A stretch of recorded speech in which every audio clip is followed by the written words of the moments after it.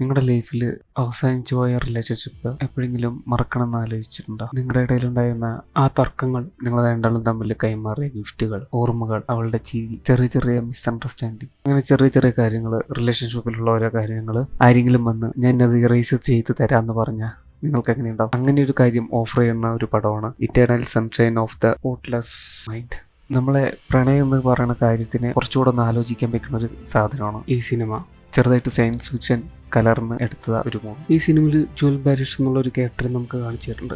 Recent ആയിട്ട് പ്രണയം കൊണ്ട് ഹൃദയം തകർന്നു പോയൊരു ക്യാരക്ടർ. അങ്ങനെ അവനെ മനസ്സിലാവുകയാണ് ഇങ്ങനെ ഓർമ്മകൾ ഇല്ലാതാക്കുക എന്നുള്ളത്. അങ്ങനെ അവൻ്റെ ഗേൾ ഫ്രണ്ടിനെ മറക്കാനായിട്ട് ട്രീറ്റ്മെന്റിന് അവൻ മുതിരാണ്. അങ്ങനെ ജോയലിൻ്റെ ഇറേസിങ് ട്രീറ്റ്മെൻറ്റ് സ്റ്റാർട്ട് ചെയ്യുകയാണ്. പിന്നെ നമ്മൾ കടന്നു പോകുന്നത് ജോയലിൻ്റെ ഓർമ്മകളിൽ കൂടെയാണ്. ജോയലിൻ്റെ ഓരോ ഓർമ്മയാണ് ഡോക്ടർമാർ നശിപ്പിച്ചുകൊണ്ടിരിക്കുക. അപ്പോൾ ഈ ജോയലിൻ്റെ ഓർമ്മകൾ ഭയങ്കര ബ്യൂട്ടിഫുൾ ആയിട്ട് അലൈൻ ചെയ്തിരിക്കണം. തുടക്കത്തിൽ ആദ്യത്തെ വേർസ്റ്റ് ഓർമ്മയായിരിക്കും. കാരണം എന്താ പറഞ്ഞാൽ റീസെൻ്റ്ലി ബ്രേക്കപ്പായ ലവ് അല്ലേ. അപ്പോൾ നോർമലി ഏറ്റവും വെറുക്കപ്പെട്ട, ദേഷ്യം വരുന്ന ഒരു ഓർമ്മകളായിരിക്കും ജോയലിനുള്ളത്. അതുകൊണ്ട് ഇവൻ്റെ വേഴ്സ്റ്റ് മെമ്മറീസാണ് ആക്റ്റീവ് സ്റ്റേജിലുള്ളത്. അവരുടെ ചെറിയ ചെറിയ തർക്കങ്ങൾ, മിസ്അണ്ടർസ്റ്റാൻഡിങ്, പിന്നെ ലവ് ഫെയിലിയർ ആവുന്നതിൻ്റെ കുറച്ച് മുൻപത്തെ ദിവസമുള്ള ഓക്കോർഡായിട്ടുള്ള സൈലൻ്റൊക്കെ നമുക്ക് കാണിച്ചു തരുന്നുണ്ട്. ഇതൊക്കെ എന്തുകൊണ്ട് കാണിക്കുന്നത് വെച്ചാൽ ഇവരുടെ ലവ് ഫെയിലിയർ ആവാൻ ഒരു സ്പെസിഫിക് ആയിട്ടുള്ള ഒരു കാര്യമില്ല, പക്ഷേ ചെറുതായിട്ട് കുറേ റീസൺസ് ഉണ്ട്. അതിന് ശേഷമാണ് അതിൻ്റെ റൊമാൻറ്റിക് മൊമെൻറ്റ് ബ്ലാങ്കറ്റിൻ്റെ ഉള്ളിൽ കിടന്നിട്ട് ഫീലിങ്സ് എക്സ്ചേഞ്ച് ചെയ്യുന്നത്. അങ്ങനെ ജോയലിൻ്റെ മൈൻഡിലുള്ള ചെറിയ സപ്രസ്ഡ് ആയിട്ടുള്ള കാര്യങ്ങളൊക്കെ അല്ല ബ്യൂട്ടിഫുള്ളായിട്ട് കാണിക്കുന്നത്. പക്ഷേ ജോയലിനും ഈ ബ്യൂട്ടിഫുള്ളായിട്ടുള്ള കാര്യങ്ങളും ഈ മെമ്മറീസൊക്കെ കണ്ടിട്ട് പെട്ടെന്ന് ഇവനൊരു കുറ്റബോധം, നമ്മളെന്തെങ്കിലും തെറ്റാണോ ചെയ്യണത്, ഈ മെമ്മറി ഇറേസിംഗ് എന്നൊക്കെ പറഞ്ഞിട്ട് കുറച്ച് വലിയ തെറ്റാണോ ചെയ്യണമെന്നുള്ളൊരു തോന്നൽ ജോയലിനുണ്ടാവും. ആവശ്യമില്ലാതെ ഈ ട്രീറ്റ്മെൻറ്റിനെ നമ്മൾ ഓക്കെ പറഞ്ഞു എന്നുള്ള ഒരു തോന്നലൊക്കെ ജോയലിനുണ്ടാവും.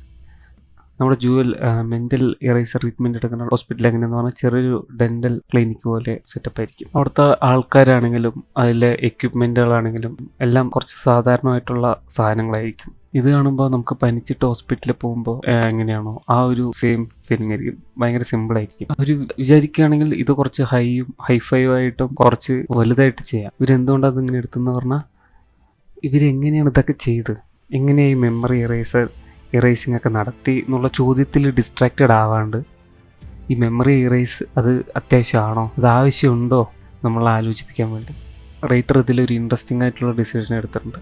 എന്തെന്ന് വെച്ചാൽ ഇതിൻ്റെ സ്റ്റാർട്ടിങ് സീനാണ് ഇതിൻ്റെ എൻഡിങ് സീൻ. കാരണം നമ്മൾ സിനിമ കാണാൻ തുടങ്ങുമ്പോൾ ഇവർ ഇപ്പോഴാണ് ആദ്യമായിട്ട് കാണുന്നത് നമുക്കൊരു തോന്നലുണ്ടാവും. പക്ഷേ സിനിമയുടെ അവസാനമായിട്ടേ നമുക്കറിയുള്ളൂ ഈ ഫസ്റ്റ് കണ്ട സീന് ഈ മൈൻഡ് ഇറേസ് ചെയ്ത് കഴിഞ്ഞിട്ടുള്ള സീനാണ്. പക്ഷേ ഇത് ഒരു ചെറിയൊരു ട്വിസ്റ്റ് മാത്രമല്ല.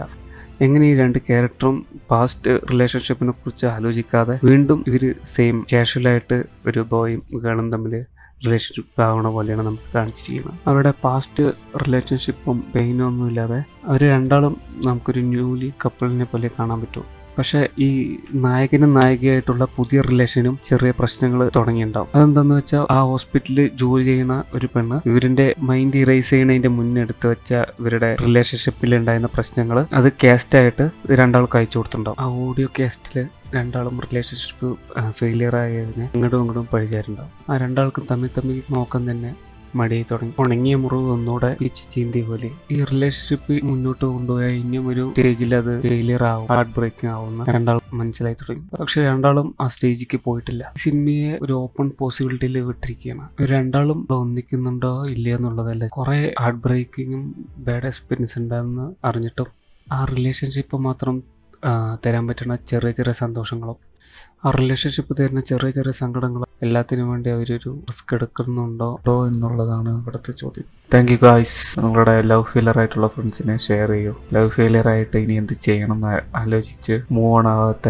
നിങ്ങളുടെ ഫ്രണ്ട്സിന് എല്ലാവർക്കും ഷെയർ ചെയ്യൂ, ലൈക്ക് ചെയ്യൂ, ചാനൽ സബ്സ്ക്രൈബ് ചെയ്യൂ. ഇനിയൊരു വീഡിയോ ആയിട്ട് വീണ്ടും കാണാം. ബൈ.